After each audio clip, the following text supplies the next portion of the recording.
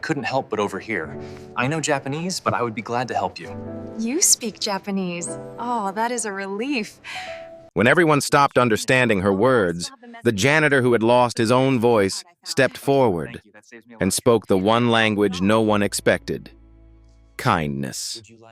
The lobby of the Rosemont Grand shimmered like a cathedral made of glass and ambition. Morning light poured through the windows, gilding the marble floor. Guests checked in, luggage wheels whispered, and a faint symphony of elevators hummed above. At the center stood a woman in a navy coat, her hands folded neatly before her.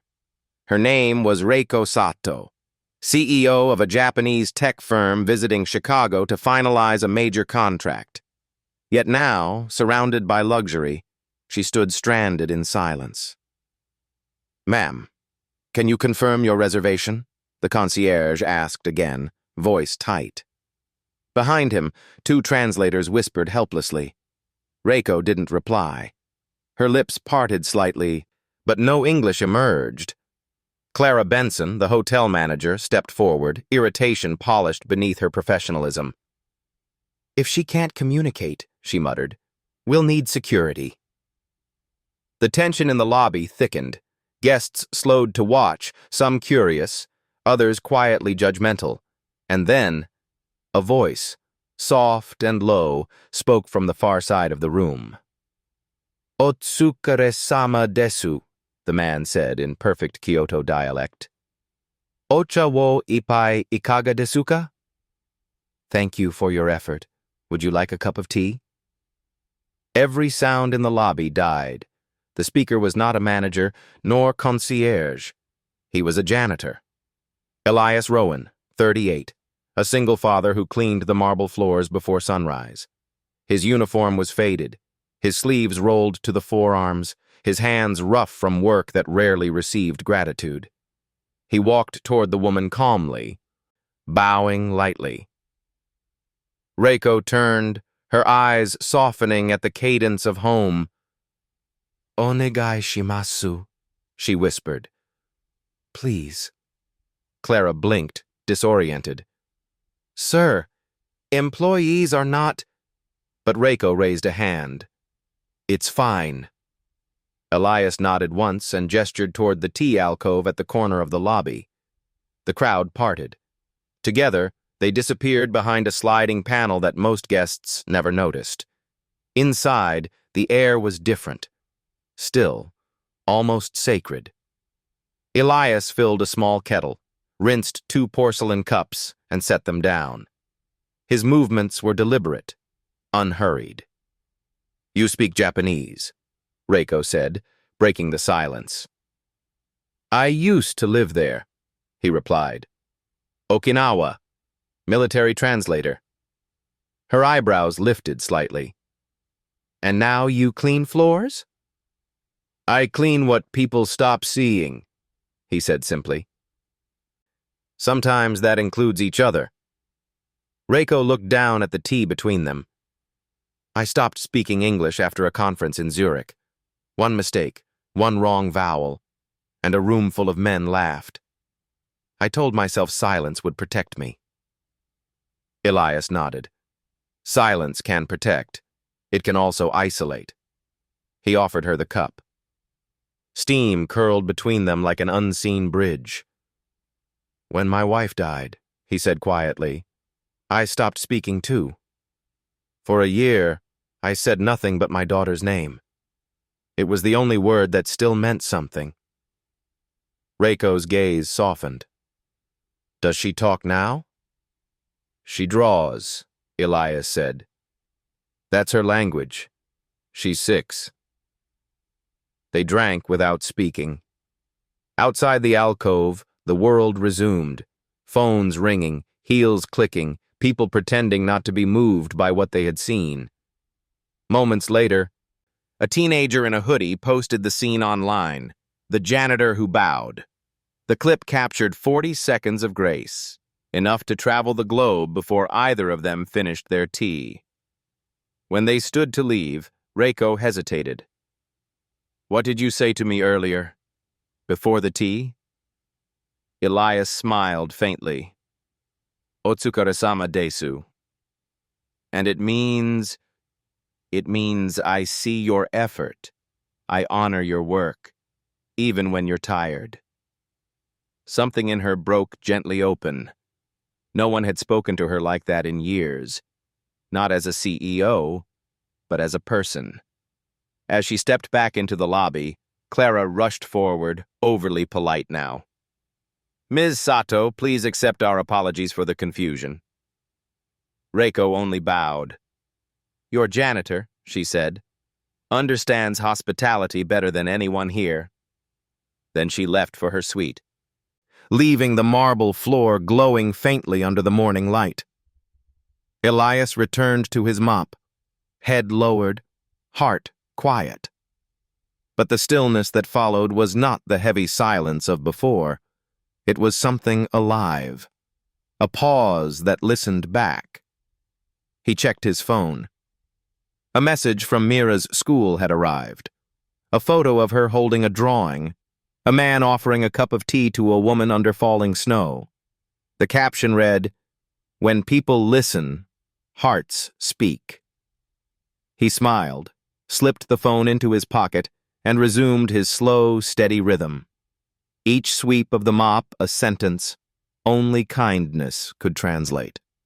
In a corner of the internet, the video had already begun its quiet flight toward 1,000,000 hearts. The marble remembered. It always did. The suite Reiko entered was a masterpiece of restraint. Pale oak floors, a wall of glass overlooking the frozen lake, a piano no one had played. The silence inside was not peace. It was pressure. The kind that builds when words have been damned too long.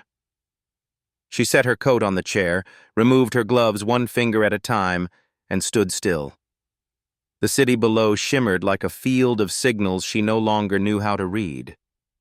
Behind her reflection, the skyline bent in the glass, towers like raised hands asking questions she could not answer. Her assistant, Kenji Mori, lingered by the door. "Ma'am," he said softly in Japanese, "should I contact the press team for the contract statement?" She shook her head. "Later." He hesitated. "The Americans are eager. They say our silence worries them." Reiko's eyes stayed on the window. "Silence," she said, "is often the only honest thing left."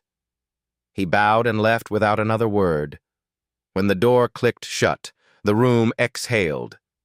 She walked toward the piano and touched one ivory key, not to play, only to feel. Once, in another city, she had been able to fill rooms like this with laughter.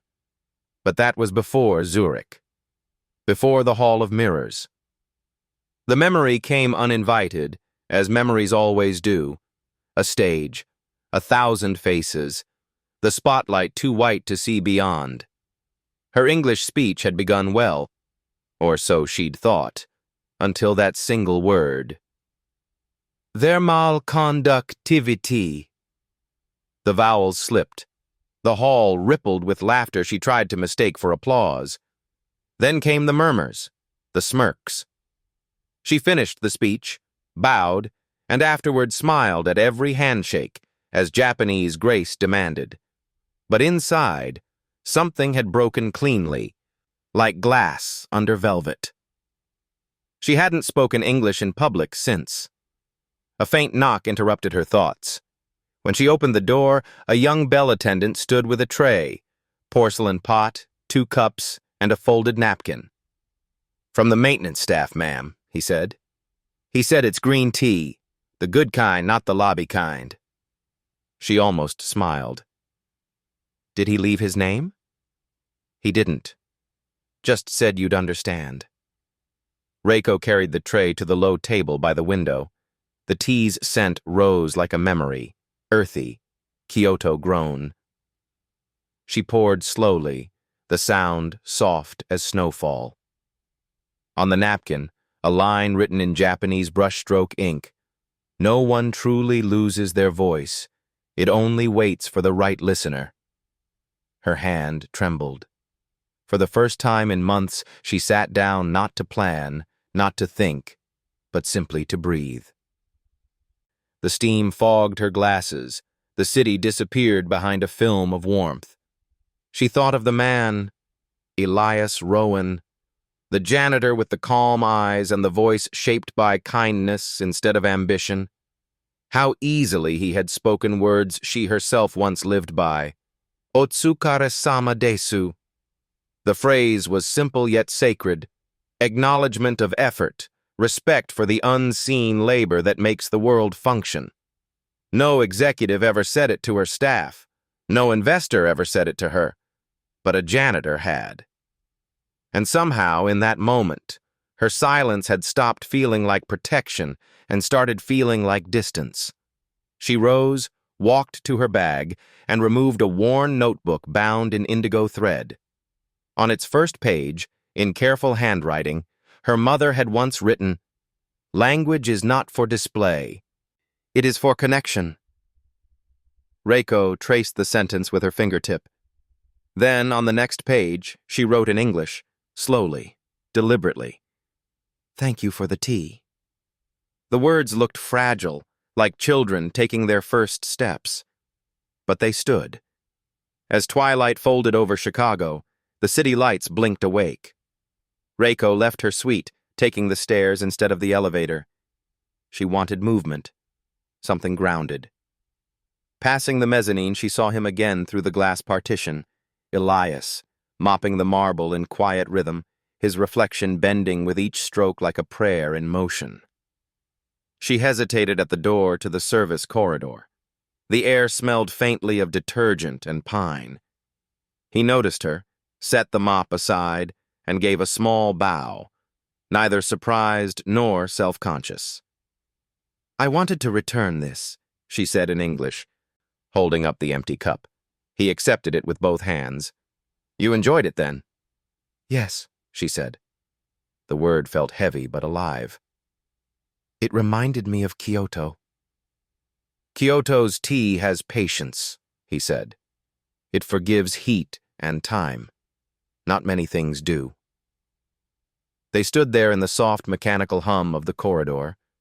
Two people on opposite ends of the world, connected by an ordinary act of care. After a while, she asked quietly, "Do you always speak Japanese?" "Only when silence fails," he replied. Reiko looked at him. "Then you must fail very beautifully." He smiled, small and genuine, the kind of smile that doesn't need translation. For the first time, she asked about him. "You've lived in Japan?" "Years ago," he said. "In the service. I translated orders, reports, and sometimes apologies. Words were weapons back then." "And now?" "Now they're bridges," he said. Something inside her shifted.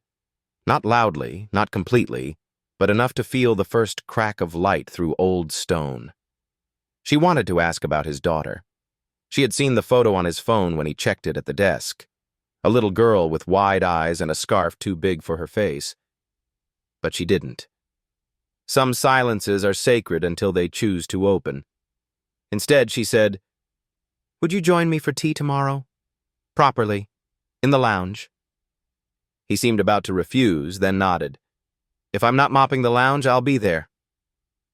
As she turned to leave, he added, "Sometimes people stop speaking not because they have nothing to say, but because they're waiting for someone who will listen." She paused. The sentence felt like the echo of her own life. When she returned to her room, she opened her notebook again and wrote beneath her earlier words, "Listening is a form of speech." Then she closed it, not with finality, but with care, as if closing one door might open another. Outside, the snow kept falling, soft and unjudging. Below her window, a janitor's figure moved through the lobby's golden light, slow and deliberate, as though tracing the shape of an invisible conversation between two souls rediscovering their voices. And for the first time since Zurich, Reiko whispered to herself, in English, almost in wonder, "Good night." The word didn't echo. It settled, a beginning. The video appeared online before breakfast was over. A shaky, unplanned clip, just 40 seconds of marble and quiet, captured the moment Elias bowed and spoke to Reiko. The teenager who filmed it titled it simply, "The Janitor Who Bowed." By noon, it had crossed oceans. Comments came in every language: admiration, irony, and something deeper: longing. People weren't sure why it moved them, perhaps because, in a world full of noise, they had just witnessed silence doing something miraculous. At the Rosemont Grand, the same silence felt like danger. A meeting was called in a conference room that smelled faintly of disinfectant and authority. The marketing director smiled too brightly. The legal counsel frowned as if paperwork were a moral compass. Clara Benson, the manager, spoke first. "He violated procedure," she said. "No staff member should approach a VIP without authorization. If we allow sentiment to override structure, we lose control." Someone murmured, "He just offered tea." Clara's voice tightened. "He made the hotel look undisciplined. Control is our brand." They summoned Elias. He entered quietly, sleeves rolled, eyes calm. The fluorescent light drew a pale halo around the dust on his shoulders. "We appreciate your service," Clara began, the phrase polished by habit. "But public exposure of staff interactions puts the property at risk. You're suspended pending review." Elias nodded. "I understand." Then, softly, "Sometimes the right thing doesn't need permission. It only needs to be done." They didn't answer. They had no category for that sentence. When he left, a maintenance worker named Arturo waited in the hall. "They really did it?" Elias smiled faintly. "It gives me time with Mira this weekend." Arturo shook his head. "You get punished for being decent." "The world's upside down." "Maybe," Elias said, "but kindness isn't a ladder. It's a circle. It always finds its way back." That night, the video passed 1 million views. News anchors replayed it with music too tender to be true. Commentators debated its meaning: humility, humanity, an outdated form of respect. Somewhere between praise and politics, the act lost its simplicity. Upstairs, in her suite, Reiko watched in silence. She did not share, like, or comment. She simply let the screen play the bow on repeat. 2 figures, 2 breaths, 2 lives meeting where misunderstanding had lived. Her assistant knocked. "Miss Sato, your board requests a statement about the incident." She turned off the screen. "No statement," she said. "Kindness doesn't need translation." But the world was translating it anyway. Memes appeared. Think pieces bloomed, and strangers argued over who deserved credit for decency. At dawn, Elias received a message from an unknown number. "My grandmother hasn't spoken since her stroke. She smiled watching your video. Thank you." He stared at it until the letters blurred. Then he set his phone down and went to work anyway. Cleaning was his meditation. Order, his rebellion. By afternoon, Clara's email went out to staff. Effective immediately, employees are reminded that guest interactions must follow approved communication channels. Professionalism ensures excellence. The sentence was perfect and hollow. Elias read it once and deleted it. At lunch, he sat in the service hallway, eating quietly beside the old heating pipes that clicked like tired clocks. His co-workers stopped to thank him, to apologize, to gossip. He answered each with the same steady warmth. "I did what anyone would do if they remembered people are people." When the noise thinned, he stepped outside through the loading dock. Snow drifted over stacked pallets and tire tracks, softening the hard edges of the world. He found the small wooden bench the drivers used, a place that belonged to no one but the cold. He brushed the snow away and sat. The phone buzzed again. A photo of Mira, 6 years old, smiling behind a red paper lantern she'd made in class. Beneath it, the teacher's note read, "She said this is a light for people who forget to listen." Elias closed his eyes. He thought of Reiko standing in the marble lobby, a woman carrying silence like armor. He thought of how fragile a single moment could be, and how the right silence could heal where words had failed. He did not know that, even as he sat, the story was already moving faster than he could follow.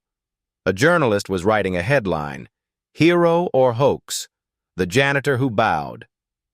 The corporate office was drafting statements. Clara was being asked to prepare disciplinary clarity. But in that quiet patch of snow behind the hotel, none of it existed yet. There was only breath, frost, and a man who believed that decency, once chosen, didn't need an audience. He whispered to the cold air, not as a prayer but as a truth that had waited too long. Kindness isn't noise. It's the sound the heart makes when it finally listens.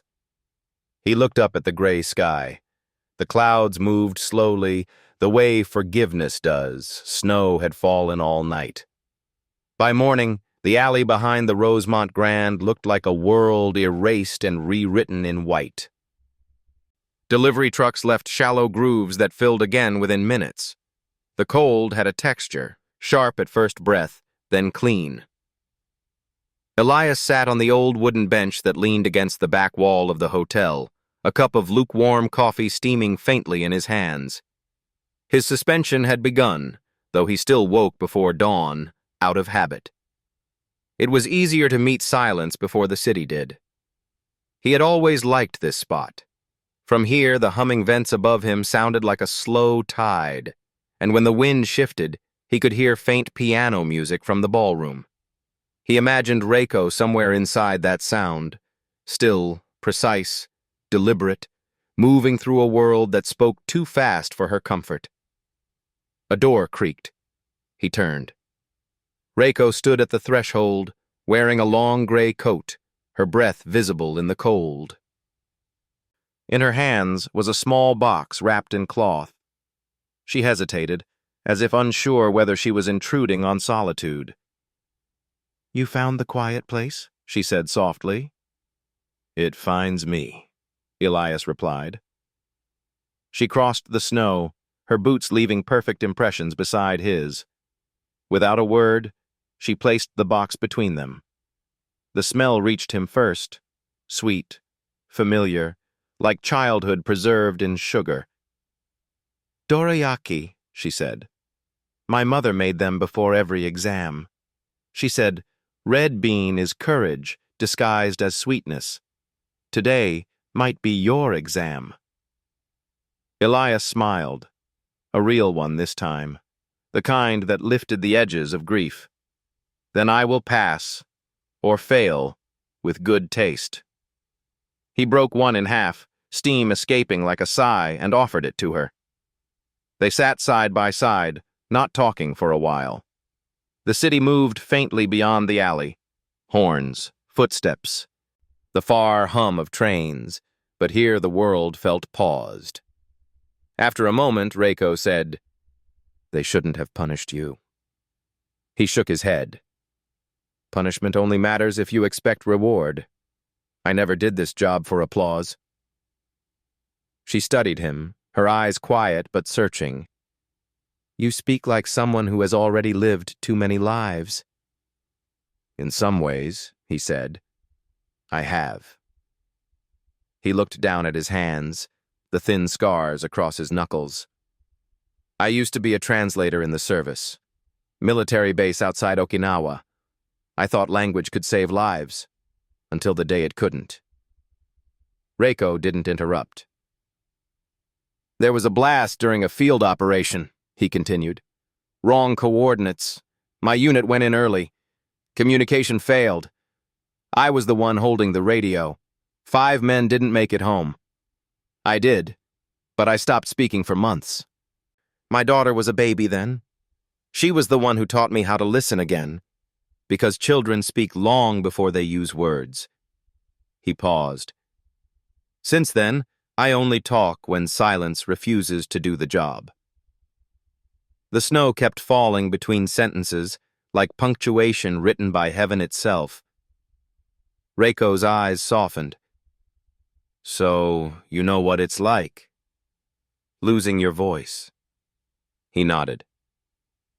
We all lose it differently. Some through grief, some through shame. You? She exhaled a small, visible truth. Zurich. A hall full of laughter that wasn't meant to be cruel, but it was.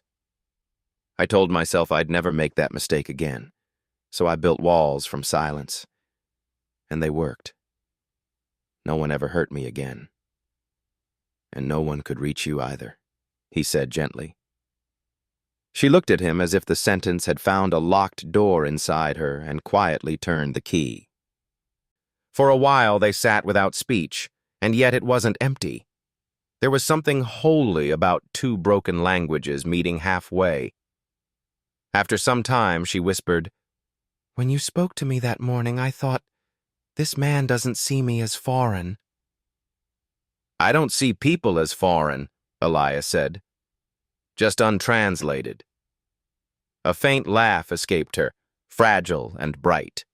It sounded like glass that decided not to break. She reached into her coat pocket and pulled out a folded sheet of paper. This came from Japan this morning. Someone sent it after the video went viral. She handed it to him. He unfolded it carefully. It was a photo, an old stage in Tokyo, a small concert hall. In the corner of the picture stood a younger version of himself, dressed in black, holding a shamisen. Beside him was a woman smiling toward the audience. Naomi Ito. Elias blinked. Where did you get this? From an online forum. Someone recognized you. Naomi was my teacher once in Kyoto. She taught me English. She told me that kindness and curiosity are the same thing, just wearing different clothes. He looked at the photo again. She died 10 years ago. Cancer. His voice lowered. She was the one who made me promise never to let grief make me mute. Reiko touched the edge of the picture with reverence. Then maybe she kept her promise too. Perhaps she sent me here to remind you and me that silence isn't a cage. It's a bridge waiting for sound. Elias felt the words settle inside him like warmth returning to numb fingers. You remind me of her, he said quietly. Reiko smiled. Then she must have been very tired and very stubborn. He laughed softly. Both. The wind picked up. Snowflakes scattered across the bench, melting against the paper between them. For a moment, time felt transparent. Past and present layered perfectly, as if the world itself was bowing. Reiko stood. They're wrong about you, Elias. You didn't break protocol. You reminded the world what it was for. He rose too, brushing snow from his sleeves. Then maybe the world just needs another reminder. She handed him the photo. Keep it, so you don't forget that even in silence, someone is always listening. He folded it carefully and slipped it into his jacket pocket. And you? He asked. What will you do? Reiko looked toward the sky. I think I'll start speaking again. When she left, her footprints trailed into the white distance, a pattern of resolve pressed into snow. Elias sat again on the bench, alone but not lonely. The photo in his pocket felt like a heartbeat. Somewhere above, the hotel vents hummed softly, a sound like breathing. He looked at the space where she had sat, the warmth still faint in the air, and whispered, Thank you, Naomi. The snow answered with silence, and he knew it was enough. Morning arrived dressed in headlines. By the time the first guests checked out, The name The Janitor Who Bowed had already become both anthem and accusation. Some called Elias a saint of humility, others a convenient myth. And in the middle of that storm, the Rosemont Grand tried to remember what a hotel was supposed to be. Inside the top-floor boardroom, the air conditioning hummed like distant thunder.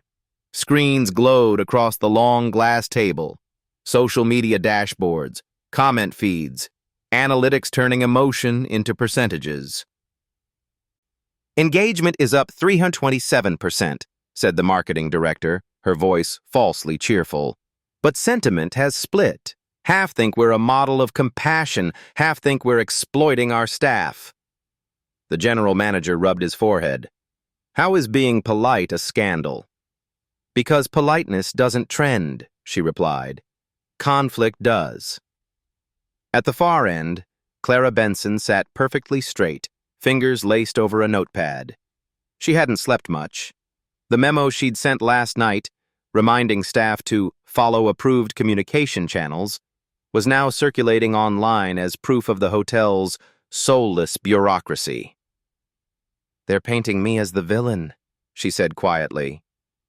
You suspended a man who spoke Japanese to a guest, someone muttered. I followed policy, she shot back, sharper now. Policy is what keeps this place standing.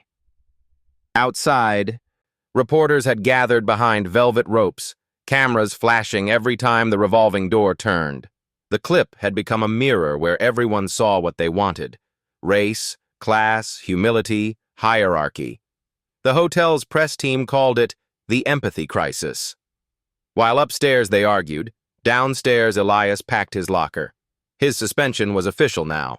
He folded his work shirt with slow precision, as if ceremony could protect dignity. The room smelled of detergent and resignation. Arturo leaned against the wall, shaking his head. They turned you into a headline, Arturo said. Must feel strange to be famous for something you didn't plan. I didn't do anything special, Elias replied. I just spoke to someone who needed to be heard. Maybe that's what's special now.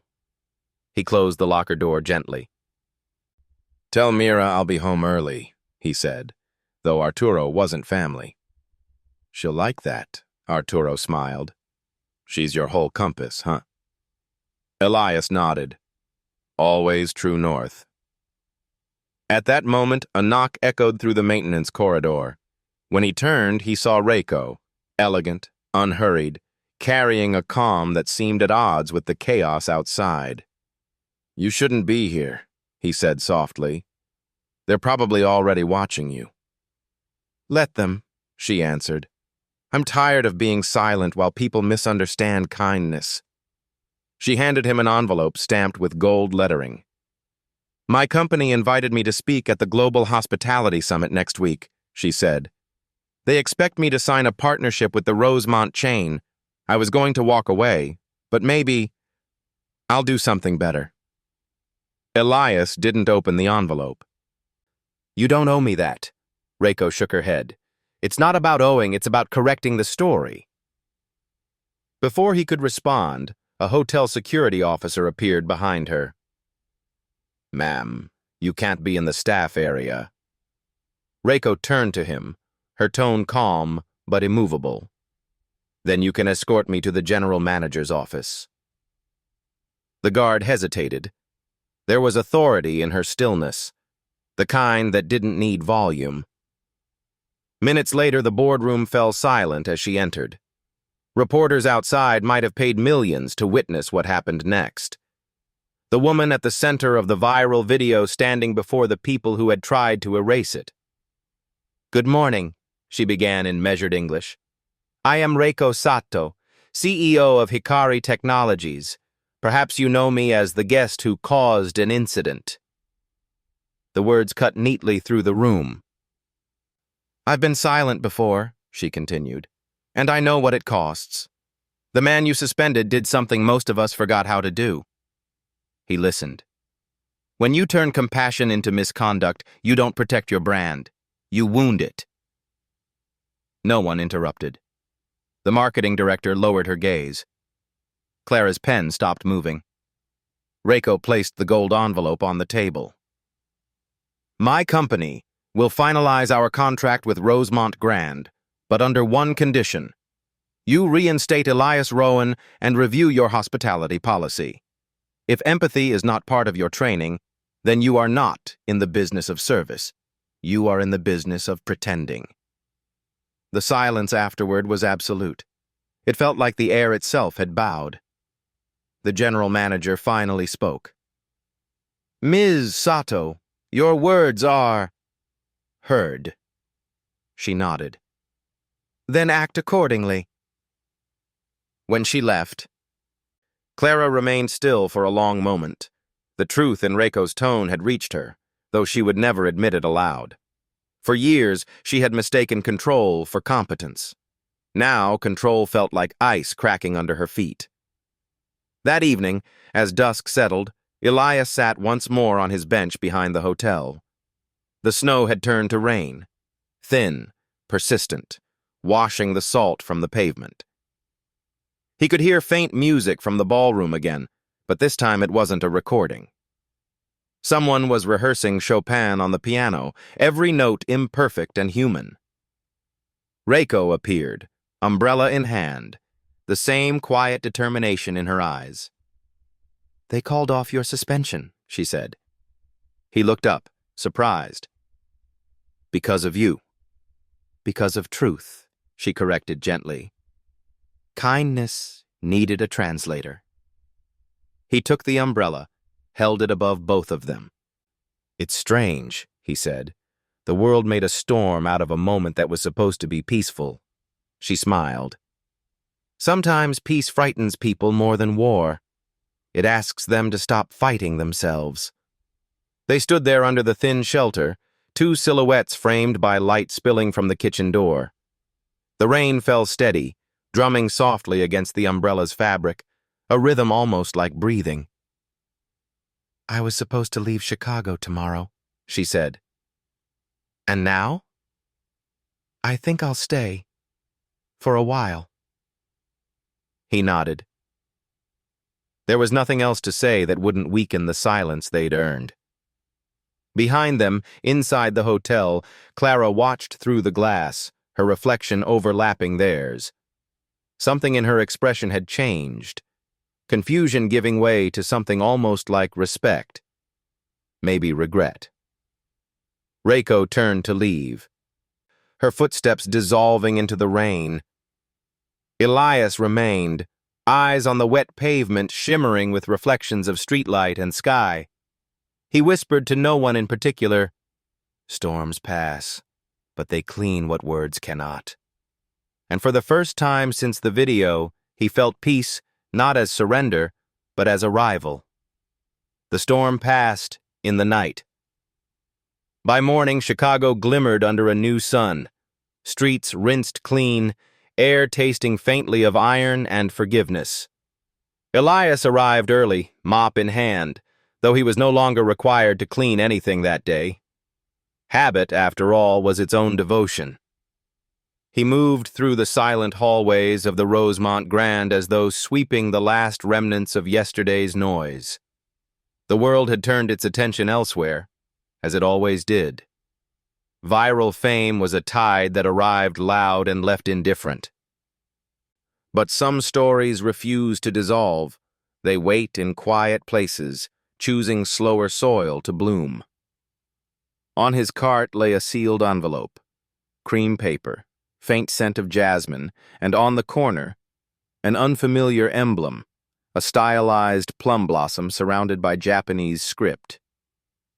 The return address read, Kyoto Prefecture, Japan. He opened it carefully, half expecting bureaucracy, half dreading memory.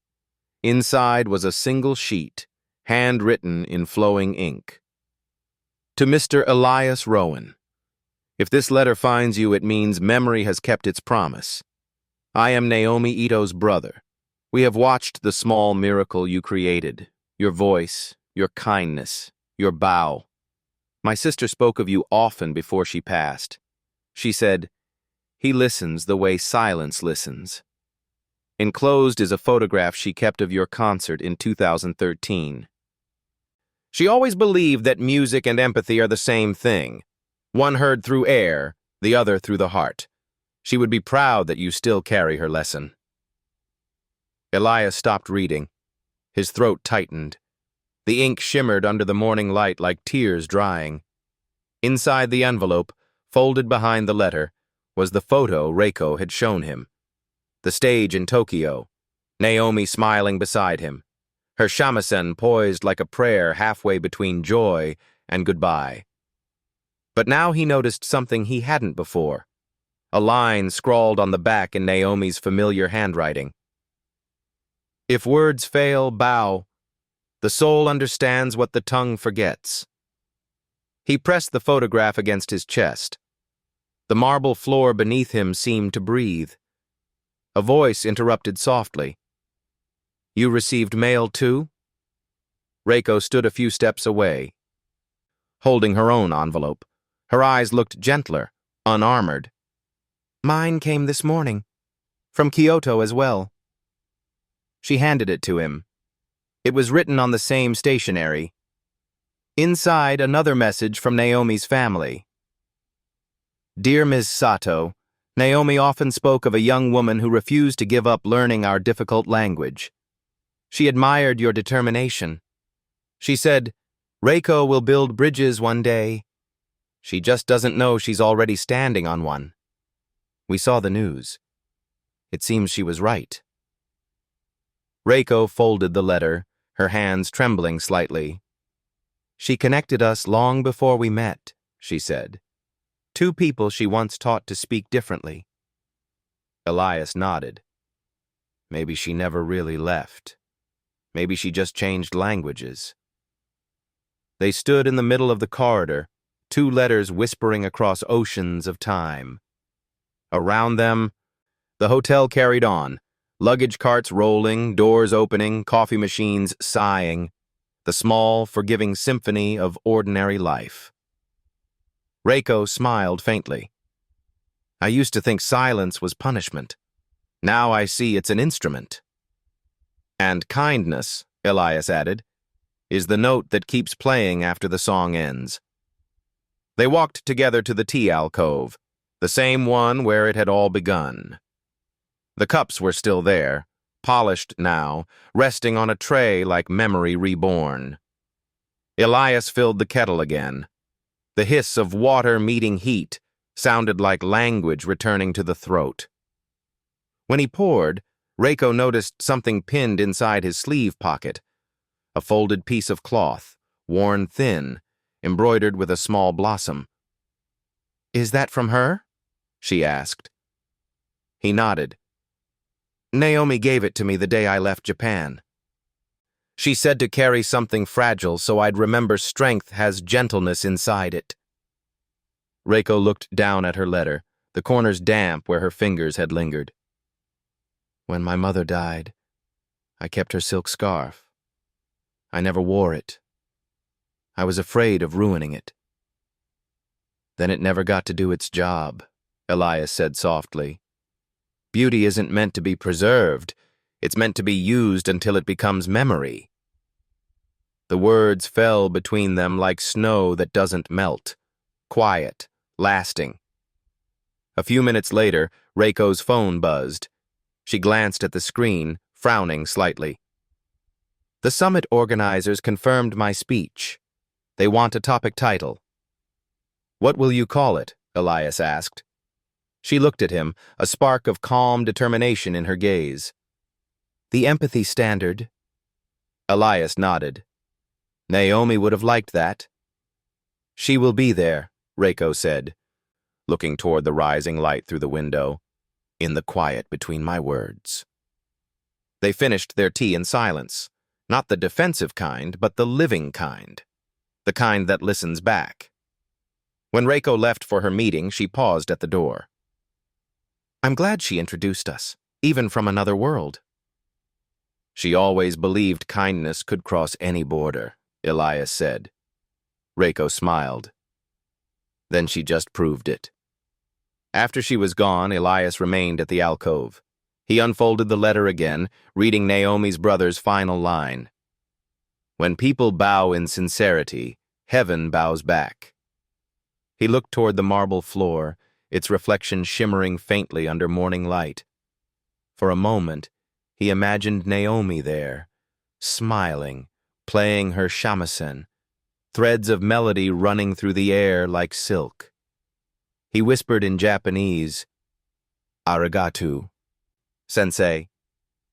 The sound disappeared into stillness but left something behind, a feeling that the world, for all its noise, still had room for gentleness. He slipped the letter back into the envelope and placed it on the counter beside a small pot of green tea. The cup was empty now, but it didn't matter. Sometimes, he thought, an empty cup was proof that something good had been shared. The ballroom of the Rosemont Grand had never been this quiet. Rows of velvet chairs faced a single podium framed by banners of soft ivory. Cameras lined the back wall. The Hospitality Alliance Summit, a gathering of executives, investors, and policymakers, was set to begin, though it already felt less like a conference and more like Judgment Day. Reiko Sato stood behind the curtain, her hands folded around a note card she didn't need. Outside, the muffled hum of the crowd rose and fell like a restless tide. On her lapel, she wore a small pin shaped like a plum blossom, Naomi's emblem, recreated from the letter. Kenji, her assistant, whispered, "The board expects a standard address. Profits, technology integration, sustainability." "I'm not giving them that," she said. He hesitated. "Then what will you give them?"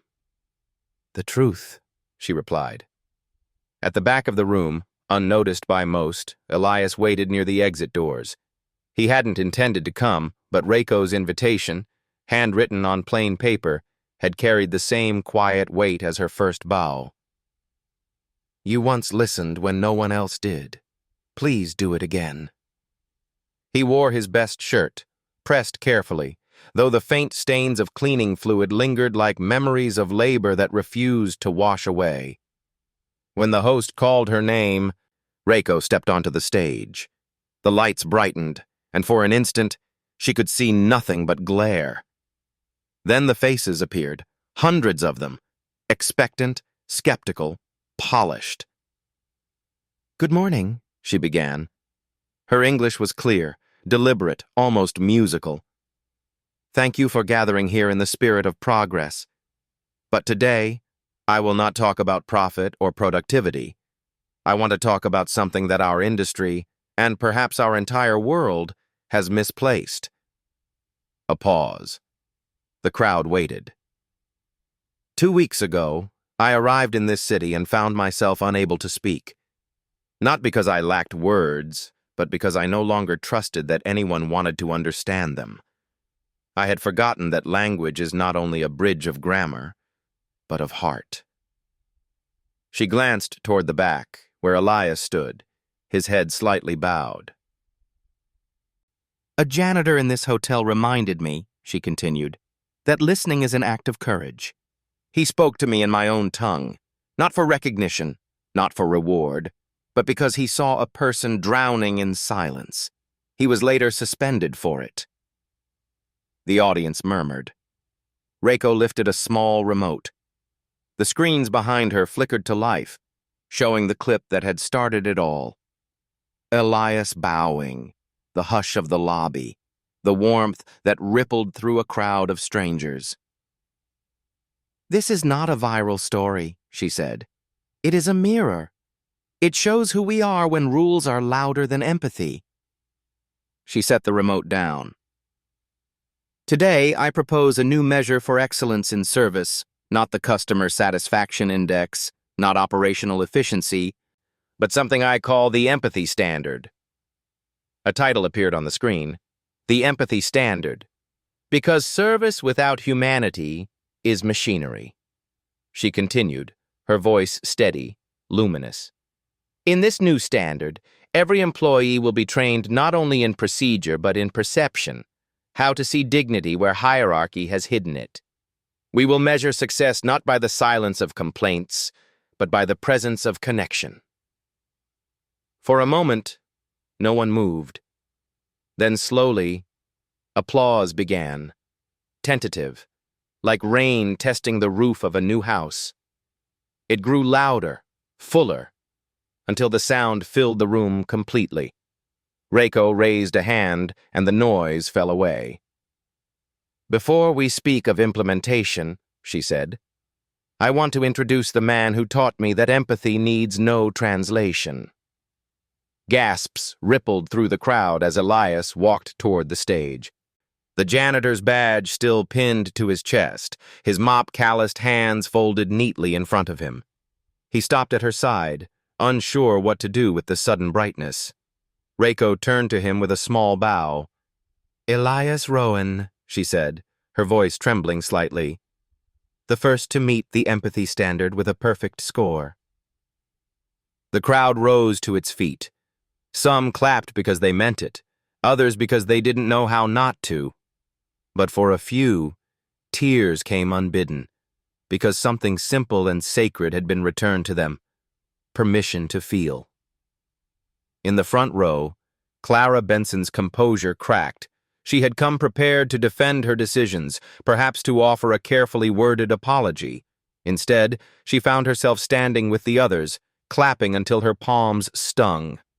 When the applause quieted, Reiko turned to Elias. "Would you like to say something?" He looked out over the crowd, suits, cameras, lights, and shook his head. "No speech," he said softly. "Just gratitude." He bowed. And in that moment, something extraordinary happened. The entire room bowed back. Executives, managers, journalists, even the waiters in the aisles, each bent slightly forward, awkward but sincere, as if rediscovering an ancient gesture they didn't know they still remembered. The chandeliers trembled with the motion. The air shifted. It felt less like ceremony and more like absolution. Afterward, reporters swarmed Reiko, microphones flashing like fireflies. She answered only one question before leaving the stage. "What inspired you to change company policy so drastically?" Her reply was simple: "A janitor who listened more than the rest of us spoke." Elias found her outside later, on the terrace where the city wind carried the faint smell of roasted chestnuts from the street vendors below. She leaned against the railing, exhausted but radiant. "You did it," he said. "We did it," she corrected. "Naomi, you, me, all the quiet people who remember that empathy is not weakness." He smiled. "You were brave to stand up to them." "I wasn't standing up," she said. "I was standing with." They looked out over the skyline, where the lake shimmered like a vast mirror.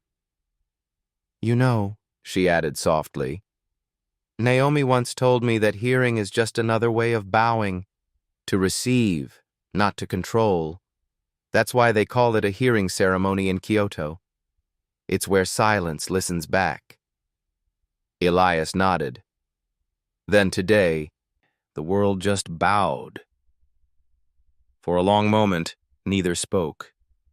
The city lights flickered to life one by one, each window a heartbeat in the winter dusk.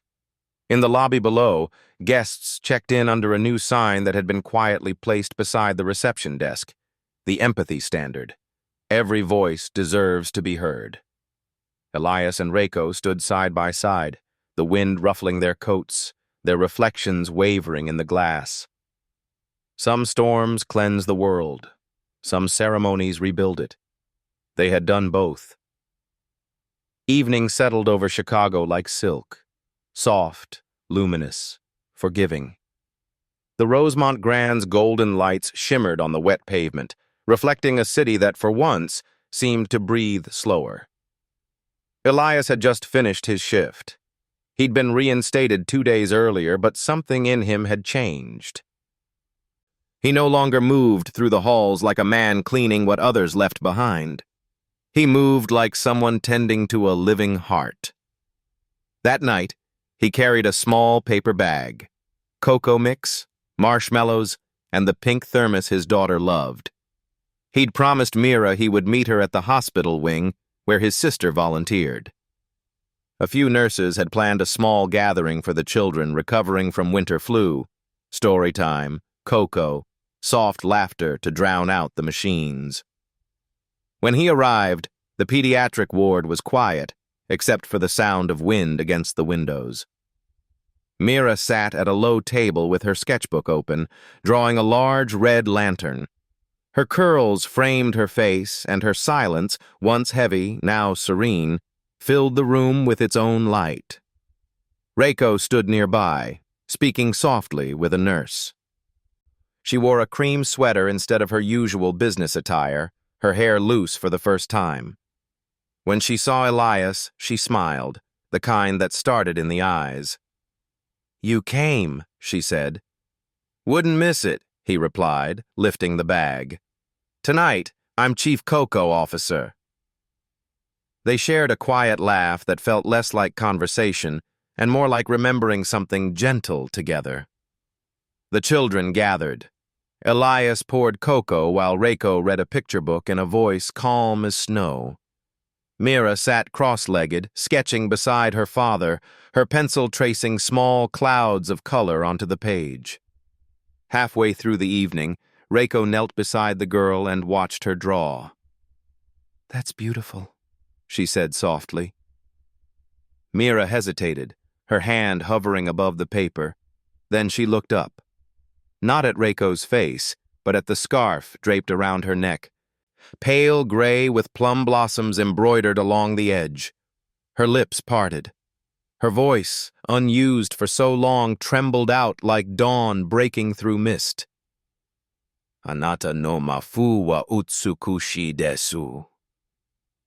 Your scarf is beautiful. Reiko froze, eyes wide. Elias's hand tightened around the thermos.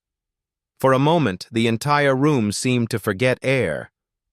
Then Reiko knelt lower, eyes glistening. "Arigato," she whispered. "Anata no koemo." "Thank you. Your voice too." Mira smiled shyly, her first real smile in months. The scarf she had complimented, Reiko realized, was the same one Naomi had given her years ago, the one she'd never dared to wear in public. Elias knelt beside his daughter, his eyes soft but brimming. "You did it, sweetheart," he murmured. "You found your way back." Mira nodded, then turned to Reiko. "Did my mom teach you Japanese too?" Reiko blinked, stunned by the innocence in the question. She glanced at Elias and he gave a quiet nod. Permission to answer, however, her heart knew. "Not your mother," Reiko said gently, "but someone who loved words the same way she loved people. She taught me that even silence can be a sentence, if someone listens long enough." Mira tilted her head. "Then we all speak the same language now?" Reiko's eyes softened. "Yes, the one that doesn't need words." The nurse nearby wiped her eyes. Someone turned off the overhead lights, leaving only the soft glow of paper lanterns strung along the wall. The room felt suspended, as if grief itself had bowed and left quietly through the door. Elias poured the last of the cocoa and handed Reiko a cup. "To language," he said. "To listening," she replied. They drank in silence, watching Mira draw a new picture. 3 figures holding hands beneath falling snow, a woman with a scarf, a man with a mop, and a little girl between them, smiling. Reiko looked at Elias. "She's drawing us." He nodded. "Maybe she's heard something we haven't said yet." Reiko traced her finger over the child's sketch, the lines uneven but full of light. "Naomi once told me children hear what adults only remember. Maybe she's hearing what's left of her mother's voice." Elias swallowed. "Mira used to whisper to the sky at night. I never knew what she said." "She was probably learning how to speak again," Reiko said softly. "Not to the world, but to herself." Outside the window, snow began to fall. slow, deliberate flakes illuminated by the hospital's amber lights. It wasn't a storm this time. It was grace returning in smaller, quieter forms. When the story hour ended, the nurses cleared the cups. Mira tugged her father's sleeve. "Daddy," she said, still in Japanese, "can Ms. Reiko come home with us for tea?" Elias laughed, eyes glistening. "She's very busy, sweetheart." Reiko knelt again, smiling. "But maybe tomorrow," she said. "We'll make a promise. Tea, pancakes, and no meetings." Mira clapped her hands softly, delighted. As they left the hospital, the cold bit their cheeks, but the night no longer felt cruel. The three walked together beneath the falling snow, a small procession of warmth moving through winter. At a red light, Reiko looked up. Above them, one lantern from the children's party had drifted free, caught on a rising wind. It floated upward, small but steady, carrying the last echo of laughter into the dark. "She spoke," Elias said, voice rough. Reiko nodded. She remembered what silence was waiting for. He looked at her, the words heavy but tender. "So did we." The lantern disappeared into the sky. Garden Spring arrived like a slow exhale. The snow retreated from the city in soft surrender, leaving behind puddles that caught the first light of morning and turned it into tiny mirrors. The Rosemont Grand's courtyard, once a place of hurried footsteps and cigarette smoke, now bloomed with lanterns, azaleas, and the faint hum of life, learning how to begin again. Elias stood at the edge of the garden, hands in his pockets, watching as Mira chased a paper crane across the path. Her laughter, bright, unashamed, scattered like sunlight through the branches. She was speaking again, not constantly, not loudly, but enough to fill the spaces that used to ache. Each word was a petal falling exactly where it belonged. Reiko approached carrying a box wrapped in brown paper. She wore a pale blue dress and no trace of armor in her posture. "You're early," she said. He smiled. "So are you." The box contained their first shared project, a children's book. Its title, printed in watercolor script, read, "The Girl Who Spoke Without Words." The cover showed a little girl sitting beneath a tree, painting her dreams in colors no one else could name. "It feels strange," Reiko said, running her fingers over the paper, "to hold something that came from silence." Elias nodded. "Everything worth hearing usually does." The book had been her idea, but it had grown into something larger. Reiko wrote the story. Mira drew the illustrations. Elias painted the landscapes in soft ink, careful strokes that looked like breathing. Together they had built a world that didn't need to shout to be understood. They were hosting a small launch event in the Rosemont Grand's garden. Guests began arriving. Teachers, nurses, journalists, and a few executives who once measured empathy in spreadsheets but now came carrying flowers. A table stood in the center, draped in linen, surrounded by candles flickering inside glass jars. Above it hung a banner hand-painted by Mira, "For those who listen with the heart." When the crowd gathered, Reiko stepped forward. "Thank you for being here," she began, her voice warm, unhurried. "This book isn't about us. It's about everyone who has ever been told their silence was weakness, and found instead that it was waiting to bloom." She gestured to Elias and Mira. "We wrote it together, though we used different languages. His in kindness, mine in courage, hers in color." The audience smiled. A few eyes glistened. Reiko continued, "I used to think healing was about speaking again, but it's also about listening to what remained quiet inside us for too long." Elias joined her. He held up the book, showing the last page, a watercolor of 3 figures under a canopy of white blossoms. "This," he said, "is our garden. It began with a bow, grew through forgiveness, and ended here. with stillness. We wanted to plant something that doesn't fade. He set the book down gently. Reiko nodded to Mira, who carried a small lantern to the center of the table. Written on its side were Naomi Ito's words, recreated from her old letter. Silence is not the end of speech. It's the beginning of understanding. They lit the lantern together. Its light spread softly across the courtyard, painting everyone's face in gold. For a moment, even the wind seemed to hold its breath. After the ceremony, guests lingered, reluctant to leave. Some wandered through the garden paths. Others knelt to look closer at Mira's drawings hung along the fence. Each illustration told a fragment of their journey. The hotel lobby, the teacups, the falling snow. But the final image was the most powerful, a wide open sky, empty except for 3 shadows walking toward the horizon. Reiko watched Mira trace her own drawing with a fingertip. "Do you miss her?" she asked quietly.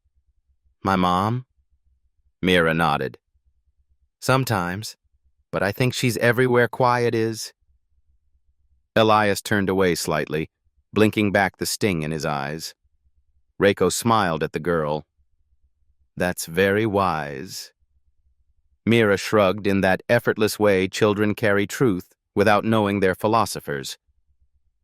"Daddy says people don't disappear, they just change the way they stay." As twilight approached, the courtyard lights flickered on, casting halos on the damp stone.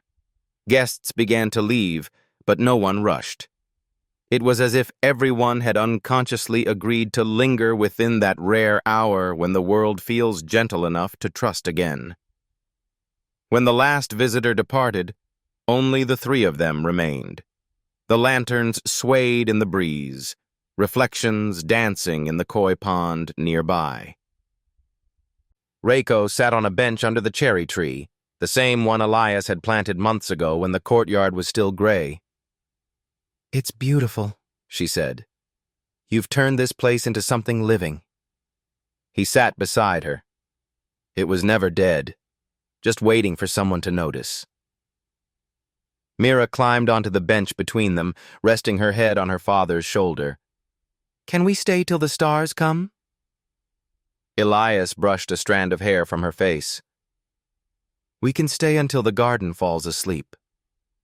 Reiko looked up at the lanterns glowing softly against the darkening sky.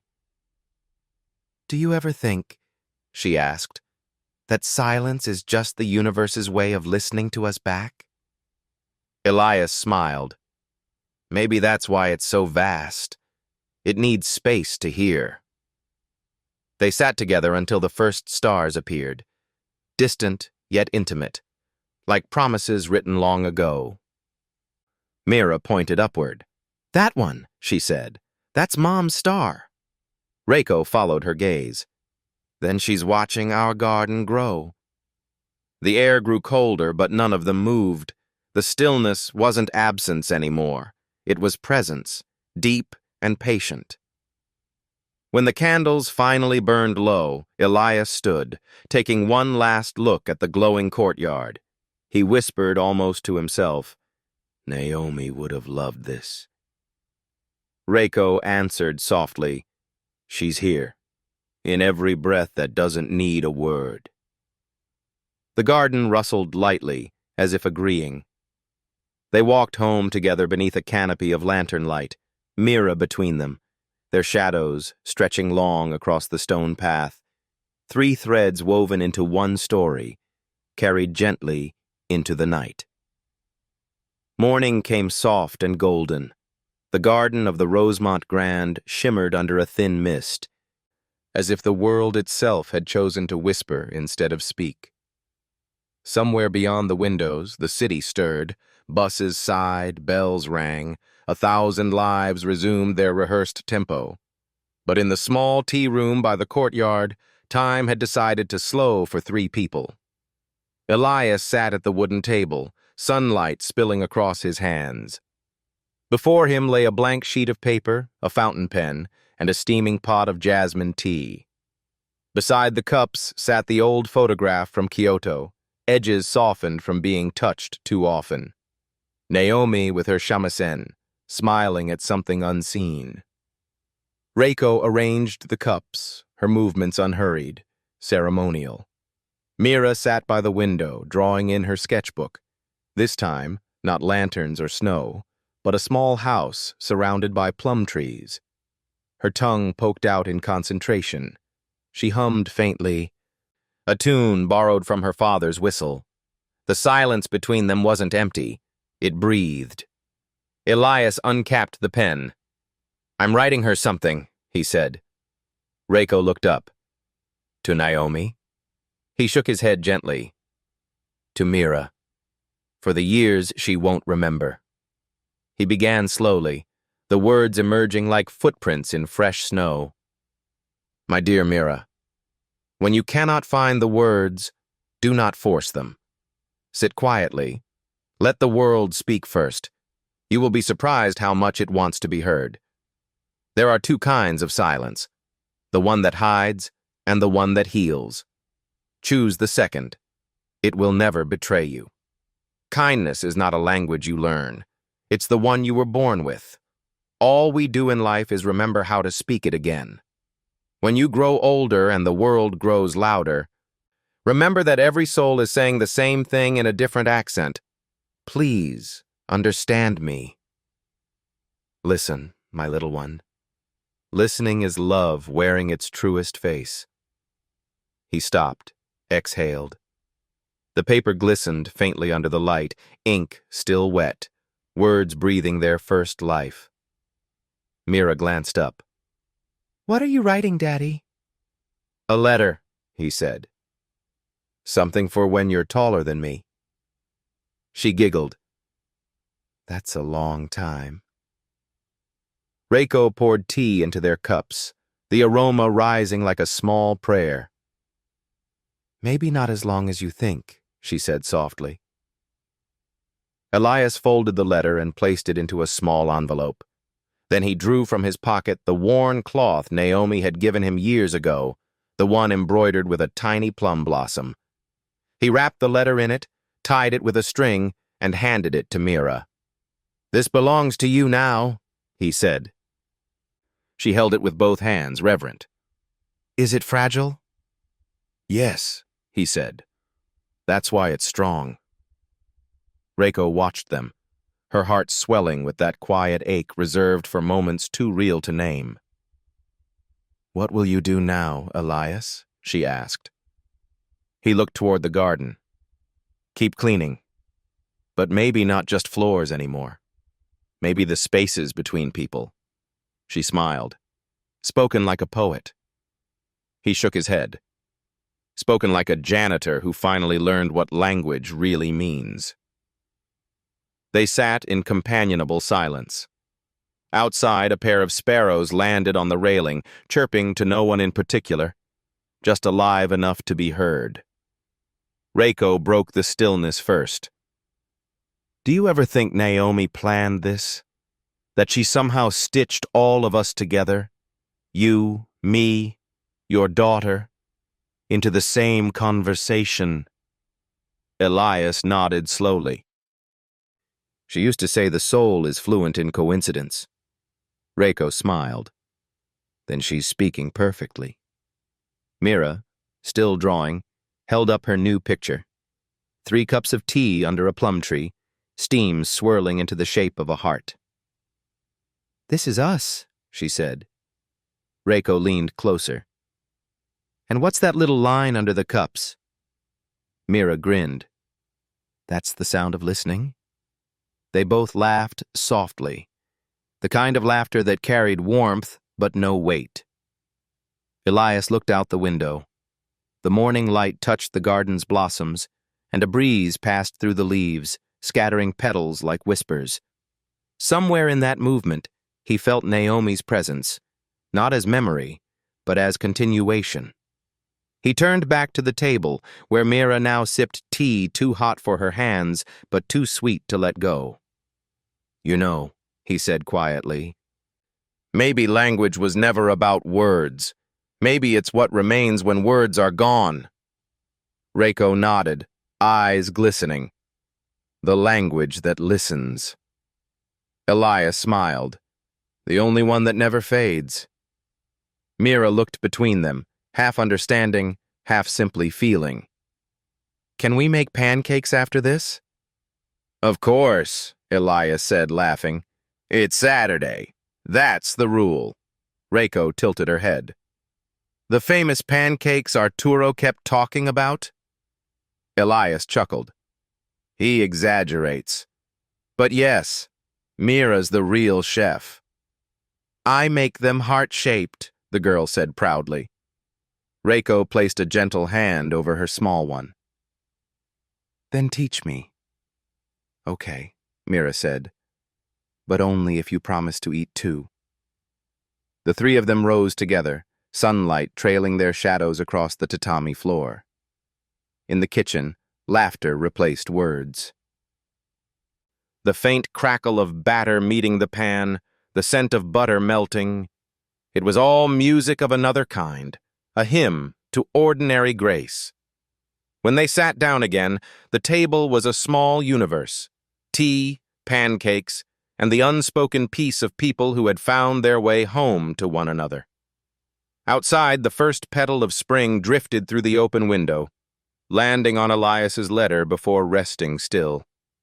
He looked at it, then at Reiko and Mira, and whispered, not to them, not to anyone, but to the silence that had carried them here. Thank you. And if silence could answer, it would have said, you're welcome.